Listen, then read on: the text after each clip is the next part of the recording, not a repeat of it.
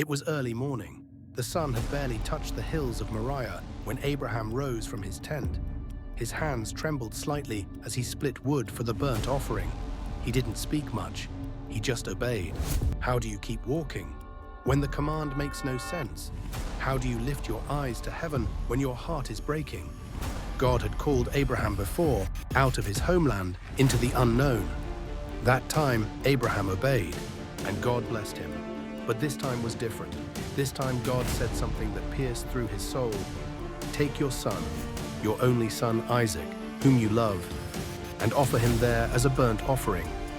His son, the one promised by God.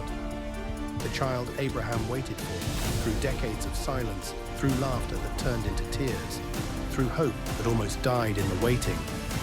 And now God asks for him back. Abraham didn't argue, he didn't delay. He saddled his donkey, took 2 servants and Isaac, and began the journey. 3 days, 3 long silent days. Each step echoing a question only faith could answer. Imagine the weight in his heart, each sunrise reminding him what he must do, each night whispering doubts. Maybe you misheard God, maybe this isn't right. But Abraham knew the voice of God, and faith doesn't always come with explanations. On the 3rd day, Abraham lifted his eyes and saw the mountain ahead. He told the servants, "Stay here, the boy and I will go over there. We will worship, and we will come back to you." Notice that. We will come back. Even as his heart trembled, his words were filled with faith. Sometimes faith sounds like quiet confidence in the middle of chaos. Sometimes it's believing that somehow, some way, God will provide, even when all logic says otherwise. Isaac carried the wood on his shoulders. Abraham carried the fire and the knife, and they walked together. After a while, Isaac spoke up. "Father?" "Yes, my son?"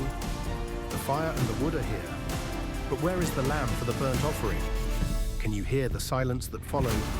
The pause, the ache in a father's chest. Then came Abraham's answer, words that would echo through generations. God himself will provide the lamb. When they reached the place, Abraham built the altar. He arranged the wood. He bound Isaac, his only son, and laid him on the altar. Every motion deliberate, trembling yet obedient. This is where faith meets surrender, where trust is proven in the fire of obedience. It's not about understanding God's plan, it's about trusting his heart. Abraham reached out his hand and took the knife. And in that moment, the heavens broke.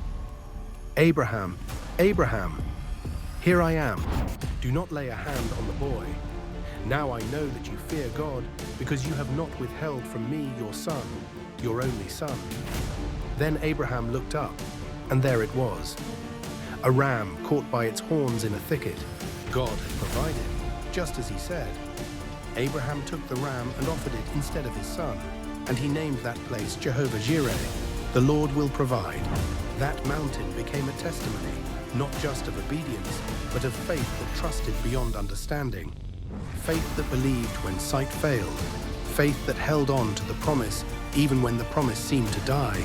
And the angel of the Lord called to Abraham again, "Because you have done this and not withheld your son, I will surely bless you. Your descendants will be as numerous as the stars in the sky and the sand on the seashore. Through your offspring, all nations on earth will be blessed." This wasn't just about Abraham. It was a preview, a glimpse of what God himself would one day do. For centuries later, on another hill, another father would offer his son. But this time, no voice would call from heaven to stop the sacrifice, because that son, Jesus, was the lamb God had promised.